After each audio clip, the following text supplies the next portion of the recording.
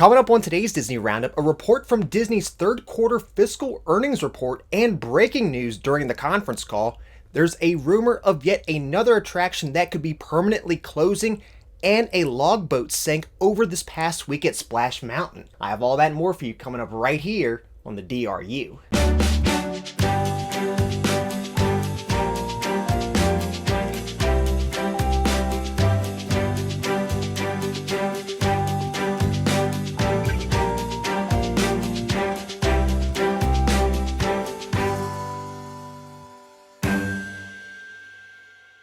Hey everyone, Jeff here, and welcome to the Disney Roundup, where I bring you up to date on what's going on with the Walt Disney Company and Disney Parks each and every single week. If you're new to my channel, please go ahead and hit that like button for me, and also subscribe to my channel to receive the Disney Roundup each and every single week. And actually, in just my most recent video, I did an unboxing video of the Stance Socks Pixar Collection Big Box Set, and if you're interested in checking that out, I will leave a link to that in the description down below. But without further ado, we have the news for the week. And starting off with company news, we have Disney's third quarter fiscal earnings report for 2020. So this quarter was during the most recent shutdowns and closures due to COVID-19, so of course the amount of revenue wasn't nearly as the same as it's been in years previously, but yet again, that is expected. Some notable losses though for this quarter though include for parks, products, and experiences, as every park was closed during this time, and revenue for that decreased 85% with a loss of $2 billion. Surprisingly though, over 9-month earnings, Disney is slightly ahead of what they were last year in 2019. Now during the conference call for this quarter's report, CEO Bob Chapek did deliver some breaking news, being that the live-action remake of Mulan will be coming to Disney Plus September 4th. However, you'll have to pay an additional $29.99 to see it. Chapek also mentioned, but didn't go into further details of where it would be released, but it will also be available in select theaters. Chapek did not confirm though if that granted you a digital download of the film or if it's a one-time rental, which is most likely the case in my opinion. Chapek also mentioned that for the upcoming series like Loki, WandaVision, and Falcon and Winter Soldier all require additional shooting, which will delay their future release. Amongst the beginning of the meeting, Chapek did confirm there are 60.5 million global Disney Plus subscribers. And if you want to check out this quarter's fiscal earnings report or over the first 9 months of the year, I will leave a link to that in the description down below. But wow, the live action remake of Mulan is coming to Disney Plus. If you've been following along with the Disney Roundup, you know I've been saying that for months now, that it should be released on Disney Plus.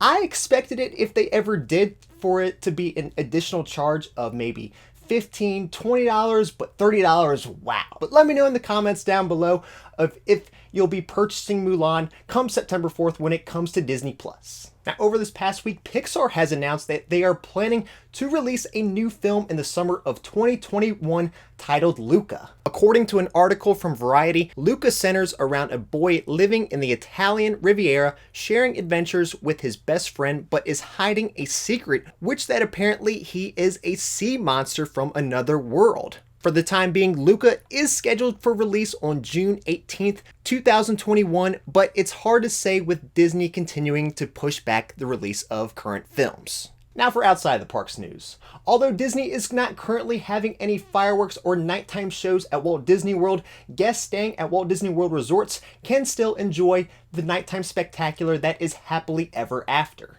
According to WDW News Today on the Walt Disney World Today channel in your room, it now says that from 6 p.m. to 10 p.m., they'll be showing a previously recorded version of Happily Ever After on channel 74. This also seems to be the pre-recorded version that is on the Disney Parks YouTube channel, which I have watched many times over the past few months, and if you want to check that out, I will leave a link to that in the description down below as well. Although the Disneyland parks continue to remain closed with no set reopening date, Downtown Disney is extending its weekend hours. The shopping district will open at 10 a.m., but now be open until 9 p.m. from Friday through Sunday. On the weekdays, they will still be closing at 8 p.m. for the time being.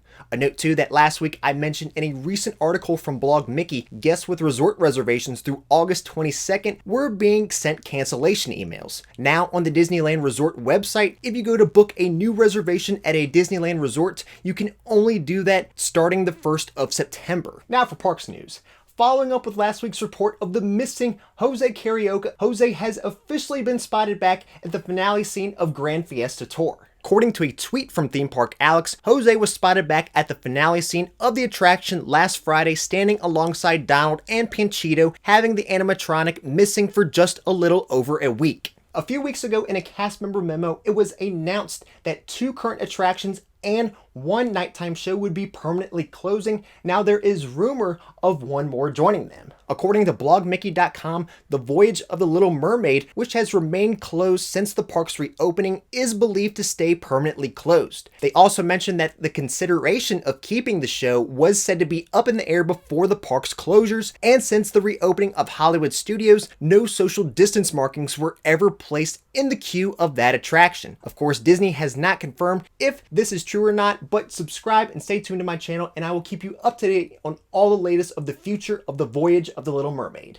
Although Disney has canceled all Mickey's Not So Scary Halloween parties for 2020, the Magic Kingdom will still be decorated for the season. According to WDW News Today, when asking a cast member on the Walt Disney World website through the Chat Now feature, the cast member confirmed that the park would still be decorated for the season, but as for when is unknown. So just a little side note, it's crazy to think that right now, probably around this time, is when they would be decorating for Halloween at the Magic Kingdom, as the first Mickey's Not So Scary Halloween party was set to start on August 13th this year. I think they shouldn't decorate as early this year because of the parks being closed for so long and this year not having the Halloween party, so there's really no need to decorate as early this year. But let me know what you think in the comments down below, if they should continue as usual decorating in the beginning of August like they would, or wait until around September sometime. So as we all know, Disney is planning to retheme Splash Mountain into a Princess and the Frog ride, and while the likeliness of that happening may not be for years now, there is reason to wonder how long they'll keep the current Splash Mountain open. In the recent weeks, Splash Mountain has experienced some unexpected downtime, with some days of the attraction not opening at all and being drained for maintenance. In its most recent events, Twitter user Sky Soul shared a video of their logboat sinking while on the attraction. Surprisingly enough though, when the guests exited the logboat, when noticing water starting to fill, you can hear the cast member say to them they should have stayed in for safety hazard reasons. If you take a look, the cast member also says that as it is fully submerged underwater. And I know the cast members are just doing their job, but literally no one is going to stay in a sinking boat of that attraction. Despite the incident, Disney was able to have Splash Mountain running later that day. The incident was also acknowledged and addressed by a Disney spokesperson who said the following: "The incident happened toward the end of the day and involved 5 visitors. All 5 visitors were able to get out of the ride vehicle safely." So even though the retheming of Splash could be a year or even years away, I can't help but to think how long Disney will continue to put money into an attraction that they are just going to end up retheming anyway. So that kind of has me a little concerned for the future of the attraction, and especially with just looking at this quarter's fiscal earnings report. But let me know what you think in the comments down below. Alright everyone, well that's all I have for you for this week's episode of the Disney Roundup. If you enjoyed it, please make sure to hit that like button for me, and don't forget to subscribe to my channel to receive the Disney Roundup each and every single week. And that's all I have for you for this week, and until next time, we'll see you on the DRU.